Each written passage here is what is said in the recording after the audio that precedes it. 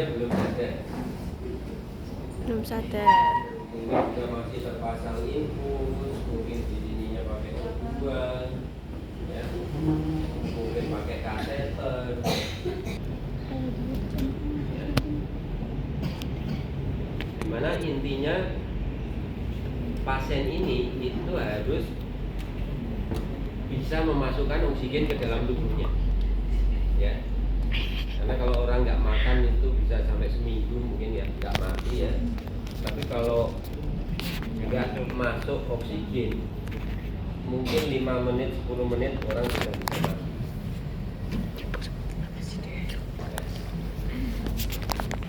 Ya, untuk memonitor itu dilakukan oximeter di sini, dipasang di sini oximetri. Kalau normal berapa? 99 sampai Di atas 196. 5. 5. Mungkin kalau normal bagus ya 98, 99. Hampir nggak Di ada atas ya yang 95 100%. bagus. Walaupun yang mengatakan bahwa yang normal bagus itu 100%, tapi hampir nggak ada 100%. Jadi di atas 95 itu sudah dikatakan bagus. Ya, tidak perlu dibantu. Tidak perlu dibantu kalau sudah di atas 95. Kalau di bawah 95 tapi masih di atas 90. Nah, ini yang perlu dibantu. Mungkin pakai breathing exercise, tapi belum dibantu pakai oksigen. Breathing exercise, kemudian istirahat, kemudian apa lagi? Ya, baru seperti itu. Nah, di bawah 90 dan sudah dibantu dengan breathing exercise, istirahat, masih di bawah 90, itu perlu oksigen. Sudah pakai oksigen kok masih rendah, ya, tidak mencapai di atas 90 walaupun sudah pakai oksigen, dan kemudian dicek apa penanda dari fungsi paru, yaitu respiratory rate-nya. Jadi respiratory rate yang normal berapa? 12 sampai 20. 16 sampai 20-an ya, kali per menit respiratory rate-nya. Ya. Kemudian juga dilihat tipe pernapasannya. Pernapasannya kok superficial, dangkal. Nah, apabila kemudian oksigen saturasinya masih rendah, kemudian respiratory rate-nya juga rendah, dangkal, maka kemudian perlu oksigen, perlu ventilator. Ya, jadi dibantu ventilator. Sudah dibantu ventilator, tetap rendah. Ya. Mungkin dilakukan tracheotomi. Jadi dilakukan pemendekan jalan napasnya. Ya, jadi dibuka trakeanya di sini sehingga kemudian oksigen langsung dimasukkan ke sini. Jadi tidak melewati hambatan yang ada di saluran pernapasan atas. Ya. Sudah pakai oksigen, pakai tracheotomi, ventilator, masih rendah juga, ya sudah. Tinggal dibantu dengan doa mungkin. Tapi itu yang dilakukan, ya. Pastikan bahwa oksigen itu masuk ke dalam tubuh dan kemudian jumlahnya adekuat tadi ya, dan cek dengan oksigen saturasi. Nah, misalnya pasiennya ini tidak sadar, tapi oksigen saturasinya mungkin dikasih oksigen sudah di atas 90. Mungkin kalau kita kasih breathing exercise bisa naik lagi. Nah, caranya gimana? Maka walaupun orang ini pingsan atau belum sadar, Kalau dia masih hidup pasti kena Mas. Ya. Nah, sehingga apa yang kita lakukan, Anda boleh pegang di sini, kita pegang apikal ya, apikal costal breathing, atau mid thoracal breathing, atau lower costal breathing. Jadi costal yang paling bawah.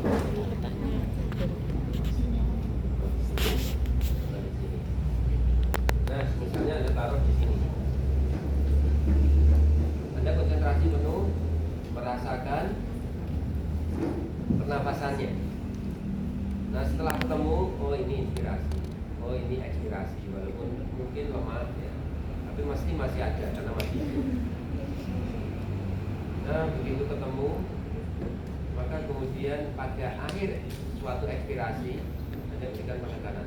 Di akhir ekspirasi dikasih penekanan. Maka habis Anda tekan, itu ada respon stretch stimulus ya. Stretch stimulus. Jadi misalnya ini Ada tekan respon ke sana, stretch responnya stimulus. pasti melawan. Di sana pasti melawan. Anda tekan ke sana, ini pasti melawan. Begitu Anda tekan seperti ini, maka dia akan respon untuk jadi inspirasinya akan menjadi lebih dalam dan mungkin lebih panjang. Walaupun efeknya baru sedikit. Ya, setelah Anda dapat seperti itu,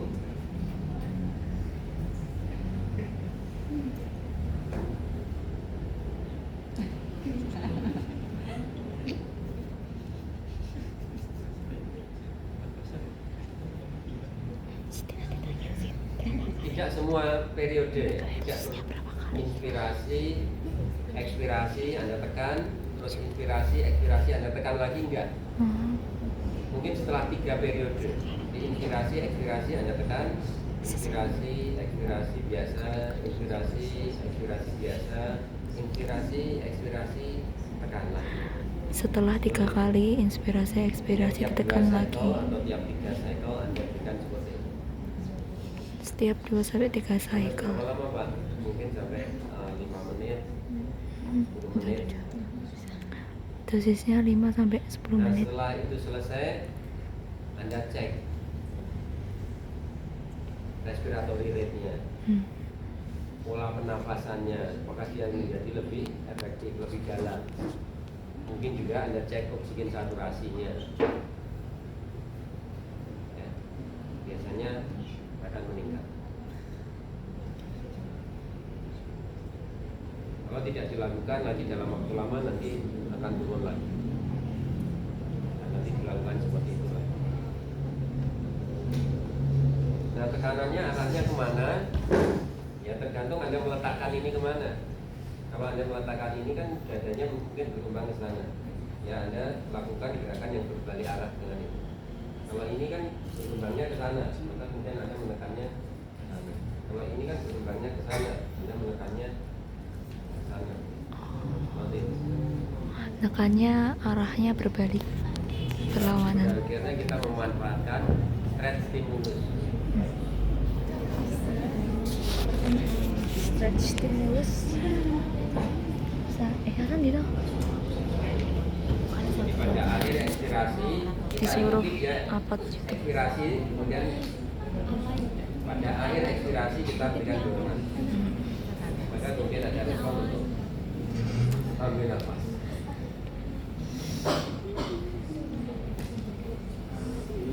Nah itu kalau pasiennya tidak sadar. Kalau pasiennya sadar,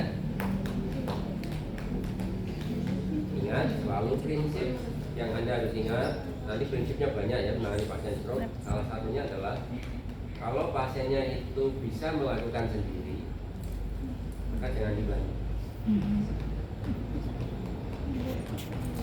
Kalau bisa melakukan sendiri dan itu gerakannya benar, jangan dibantu. Tapi kalau dia kesulitan, kita bantu. Kalau dia tidak bisa sama sekali, kita yang menggerakkan. Ya. Itu prinsip. Jadi kalau pasien stroke sudah bisa bergerak, kok masih Anda pasif movement, ya itu salah. Tapi kalau Anda punya tujuan lain dengan passive movement itu ya silakan.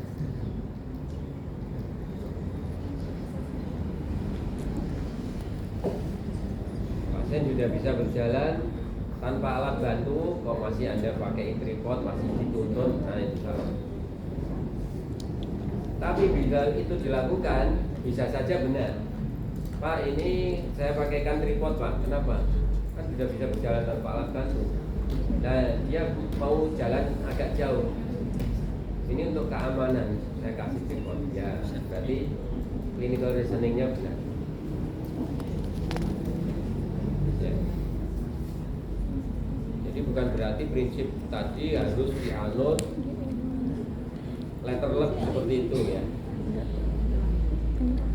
Semua kadang-kadang masih disesuaikan dengan situasi dan partisipasi.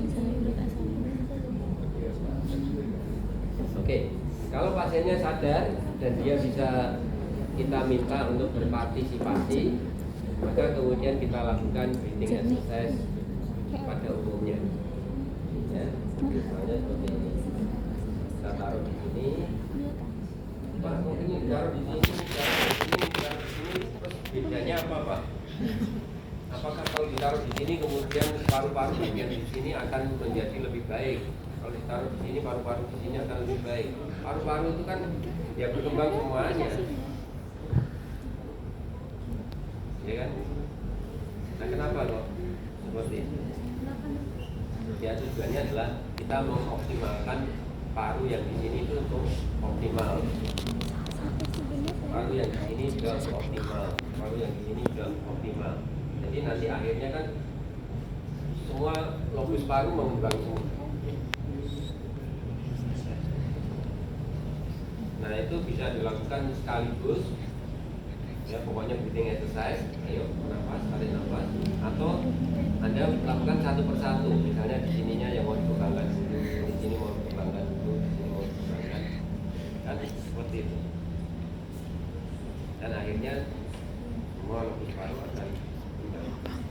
Nah, apa yang kita lakukan misalnya adalah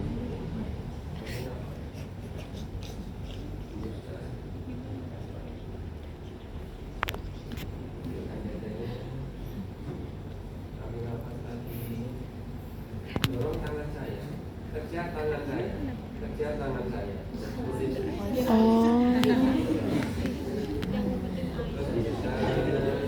Sampai habis kempis, kemudian kita berikan stretching. Ambil nafas, dorong tangan saya, kerja tangan saya, terus jangan sampai lepas. Hembuskan. Pas inspirasi itu nanti tuh ditekan, terus dikasih stretch, habis tekan dia suruh ekspirasi, ngikutin tangannya sampai ngembang, ingat ngikutin tangan terapis sampai ngembang.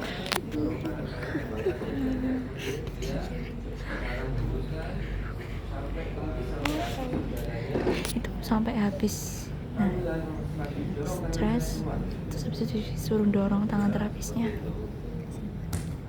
Berapa kali pengulangan, Pak? Ya mungkin Anda lakukan, ya ada standarnya sih. Anda bisa melakukannya 8 kali pengulangan. Dilakukan 8 kali pengulangan setiap itu. Dua sesi. Gimana sih leher, Tiap sesi 8 kali kisah pengulangan. faktor sampingnya lateral. Karena setiap Anda memberikan tindakan itu harus ada apa? Dosis. Jangan lupa Anda hanya memberikan breathing exercise. Gak bisa lagi seperti itu. Breathing exercise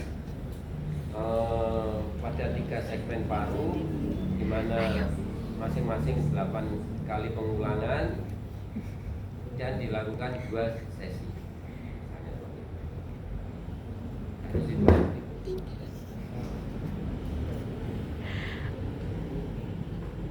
Sehingga nanti misalnya ada fisioterapis lain yang kemudian memberikan tindakan berikutnya, itu kemudian sama tindakannya. Atau paling enggak, misalnya dulu Pak kemarin habis dilatih ini nafas itu gimana rasanya? walaupun tanda objektifnya ada Tambah susah. kata sedikit saturasinya kan, tapi tanda subjektifnya ada tanyakan Jangan dilatih ya lagi. lebih longgar, lebih enak. Maka kemudian Anda bisa melakukan, oh kemarin itu berapa sih dosisnya? Oh seperti ini, berarti saya hari ini harus ada peningkatan sedikit lah, masa sama persis tambah. Ya, dan selalu ada dosis. Terus pensiun pada nggak ada. Urung. Pensiun mau Pak Sulis kok. Kalau pasiennya kemudian sadar dan kemudian bisa bergerak aktif, gimana? Masih bisa. Tengok nama masih bisa. Sudah. Cek nih bangsa terus. Pak, ambil nafas, tangannya diangkat seperti ini ya nanti. Ya, ambil nafas, tangannya diangkat. Ini belum, kalau masih lemah dibalik. Iya, bagus dadanya dikembangkan. Kalau masih lemah dibantu, dadanya suruh ngembangkan sambil ditiup. Nah, maksudnya pasiennya suruh niup. Pak, ambil nafas, dadanya dikembangkan. Pernah nggak Ya, tiup lagi. Nah, seperti itu. Pasiennya sadar bisa bergerak seperti ini secara aktif. Ini exercise-nya masih seperti ini, ya kurang pas. Itu kalau pasiennya udah sadar dan bisa bergerak Pak, aktif. pernapasan diafragma atau pernapasan perut juga diberikan, Pak. Ya. Ambil nafas, dorong tangan saya ke atas, kembangkan perutnya, luruskan, tuliskan perutnya.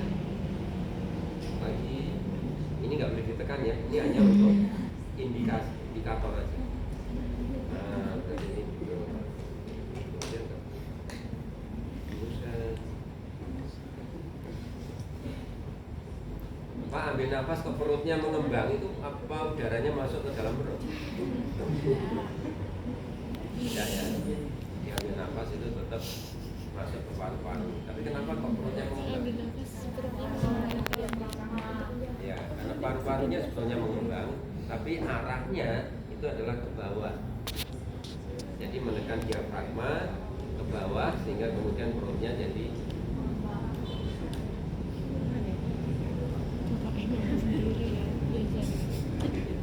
kalau pasiennya sudah bisa duduk gimana?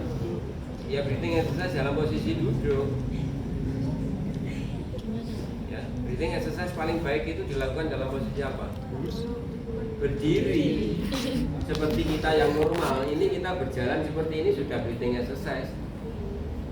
Dan itu paling bagus. Ya, paling bagus. Nah, kalau dia bisa duduk, lakukan duduk. Kalau dia bisa berdiri, lakukan dalam posisi berdiri.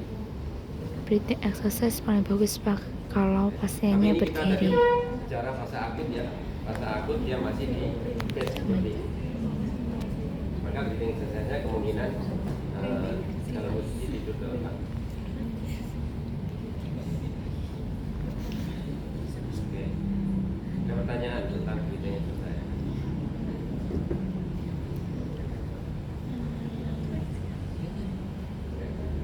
Kelihatannya sederhana ya, dan kelihatannya mungkin hasilnya juga nggak kelihatan. Ingat, tindakan pencegahan itu hasilnya nggak kelihatan. Kalau berhasil itu nggak kelihatan. Karena apa? Karena tetap aja seperti ini, tetap seperti ini itu artinya apa? Tetap baik. Karena mencegah kan, mencegah atau memelihara. Kan berarti kondisinya tetap bisa seperti ini. Sehingga kadang-kadang pasien dan keluarganya itu kalau tindakan pencegahan itu berhasil, itu nggak ada penghargaan apapun. Ngapain dilakukan seperti itu? Kemarin dari kemarin sampai hari ini juga saya nggak masalah, itu tetap seperti itu lagi. Ya.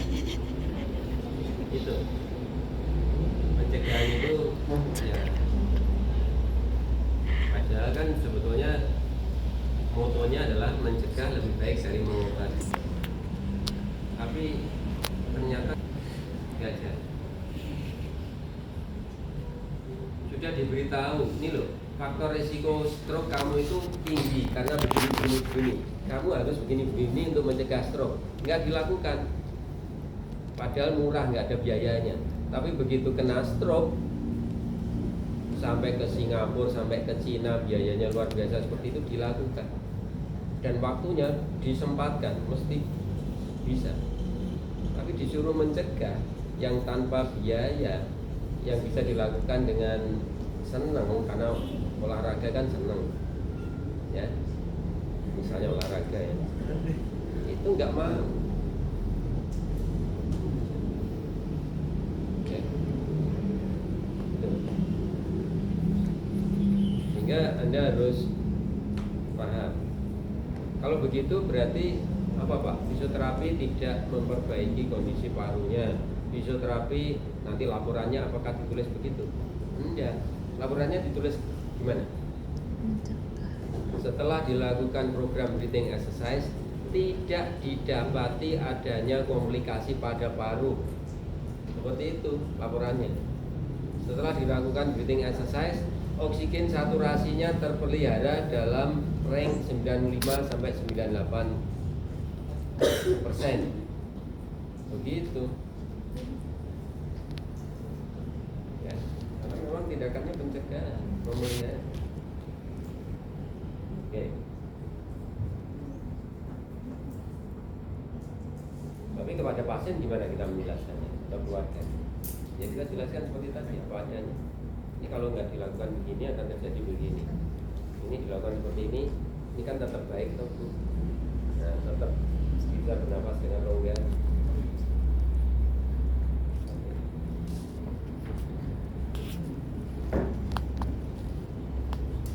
Oke. Yang pertama breathing exercise. Nanti kita prakteknya sekalian. Yang kedua apa?